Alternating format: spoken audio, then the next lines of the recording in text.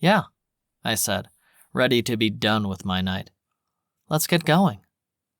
We turned and started towards the door, but one of the many daddies attending the party stepped in front of us. You aren't leaving now, are you? He asked, his voice as smooth as silk and sweet as honey.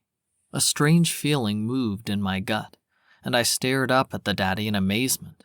He was much taller than Jenny and I, although his height was average for the daddies that always attended these parties. He seemed plain and ordinary, but the way the light reflected in his eyes gave him a mysterious appearance. His dark hair glinted as he stood there, a red solo cup in his hand, and I felt tiny and meek under his watchful gaze. Jenny seemed completely uninterested by him, and she looked back at me. Come on, Diana, she said, and she nodded towards the door. I want to get home already. There's no one good here tonight, and I'm bored. Unable to tear my gaze away, I watched as the man looked at Jenny, and my heart sunk as I realized she might actually have been the one he was after. Are you drunk? He asked, his voice full of concern as he stared her down. She raised an eyebrow at him, and a look of disgust came over her expression.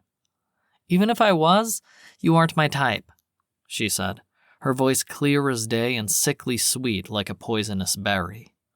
He laughed, a thunderous roar, as he shook his head at Jenny, who paled. Well, if you must know, you're not my type either, miss, he informed her. I wanted to laugh as well, until I saw the indignant look on her face. The man turned and smiled kindly at me. Are you leaving with your friend then, or are you going to stick around? I was about to respond when Jenny turned to look at me. You can't leave me alone, she protested, her voice whiny as she slurred her words. I can't drive drunk. I could get hurt. I frowned at her, wondering if she was pulling my leg or trying to keep me talking to the daddy. I thought you said you weren't drunk, I remarked, watching the color drain from her face as she shook her head. It was an act, she replied, her voice hurried and forceful as she gripped my hand. Please, I want to go home and sober up. As hard as it was to believe, I didn't want to be that person who promised to be the designated driver and then took off, leaving their drunken friends to fend for themselves. After all, I knew what I was signing up for when I agreed to come with them. Looking at the man, I shook my head. As much as I hate to say it, I have to get her home, I told him, wincing when I saw a look of disappointment cross his face. I promised I would take her home and make sure she was safe. Maybe some other time? Jenny gave me a venomous look, but the man nodded. Perhaps, he agreed. Can I give you my number? I nodded, and he pulled a card from his jacket. I'll admit I was a bit unprepared. Handing me the card, he gave me a nervous smile. All I have is my business card, but my personal number is there too, listed as my emergency number. I frowned as I looked down at the card.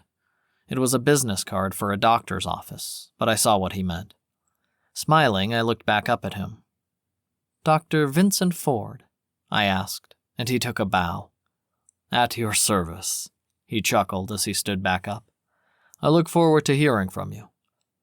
With that, he disappeared into the crowd, and I turned back to Jenny, who looked annoyed. Can we go already?